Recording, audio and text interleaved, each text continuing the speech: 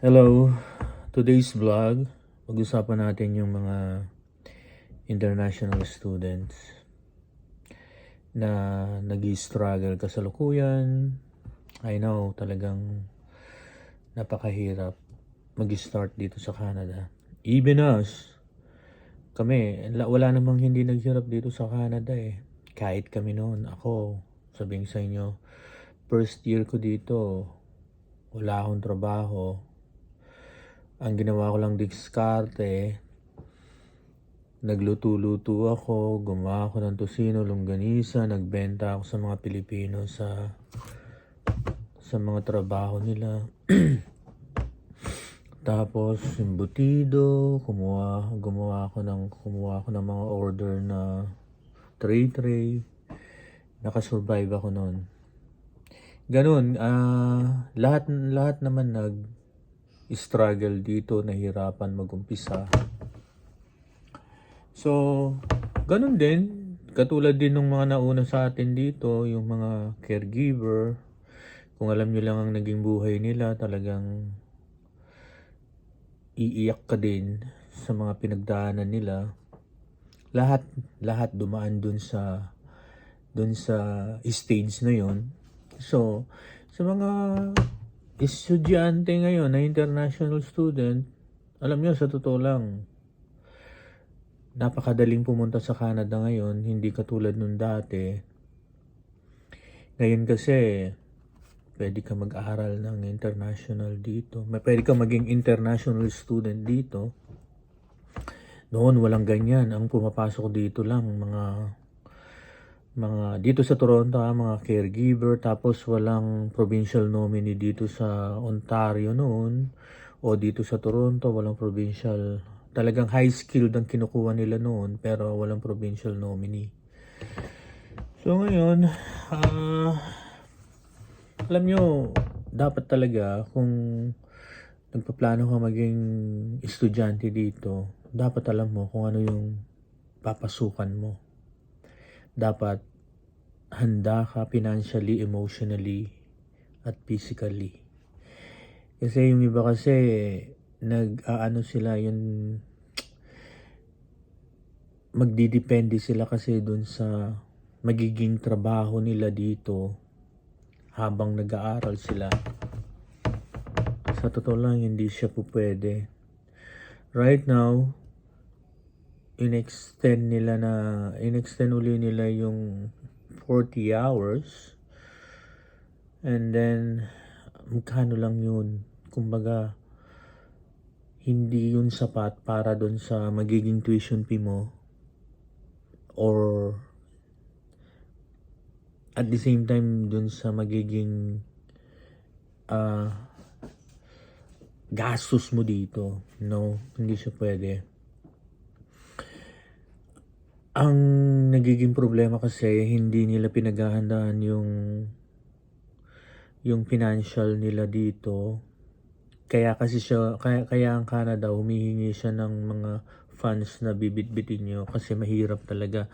Lalo na ngayon, ang cost of living, mataas talaga siya. So, dapat talaga pag pumasok ka dito, kailangan paghandaan mo siya. Alam mo kung ano yung papasukan mo. Alam mo kung ano ang magiging sitwasyon mo kung sakali. Kasi hindi ka pwedeng mag-aaral and then at the same time magtatrabaho ka ng 40 hours. Kami dito sa government, 7 hours lang kami. That's only 35 hours in a week. 70 hours lang kami in bi-weekly. So, minsan ang mga estudyante dito, napaka-demanding na nila eh. Kung ano-ano na lang hinihingi nila. Pero kasi sa totoo lang, nagiging demanding na sila dahil yung struggle nila. Kayo naman din naman ang may gawa nun kasi hindi kayo sumunod dun sa hinihingi ng government sa inyo. So, dapat kasi pag pumunta kayo dito, yung handa kayo, sa lahat ng bagay. Hindi kayo pwedeng umasa sa government dahil hindi kayo obligasyon ng gobyerno. No, hindi ako against sa inyo. Minsan kasi may nakakausap din ako mga estudyante. Kasi meron ding mga intern kami dito na mga estudyante. Nakakakwentuhan ko sila. Actually, sa kanila ko, excuse me, sa kanila ako nagkaroon ng idea. Kaya ngayon, yung kapatid ng asawa ko na-sponsoran na namin, tapos yung isa ngayon parating na rin siya. So ang struggle kasi nila dito is nagdidepende sila dun sa 20 hours nilang trabaho. So magkano lang yun? It's equivalent like 600. Kulang pa ng pamasahe mo yan at pangchichirya mo sa sitwasyon ngayon.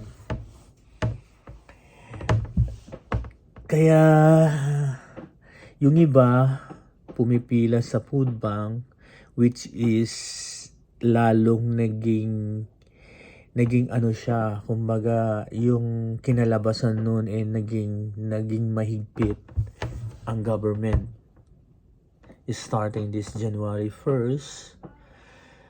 So ang problema kasi dito sa mga ibang tao, hindi lang naman Pilipino. May iba-iba ding lahi yan. Pipila sa food bank and then iba-vlog nila, ipopost nila. Proud pa sila, nakakuha sila ng kung ano-ano sa food bank. Alam nyo, ang food bank ay para doon sa mga taong walang kakayahang magtrabaho. Yun yung parang hirap sila.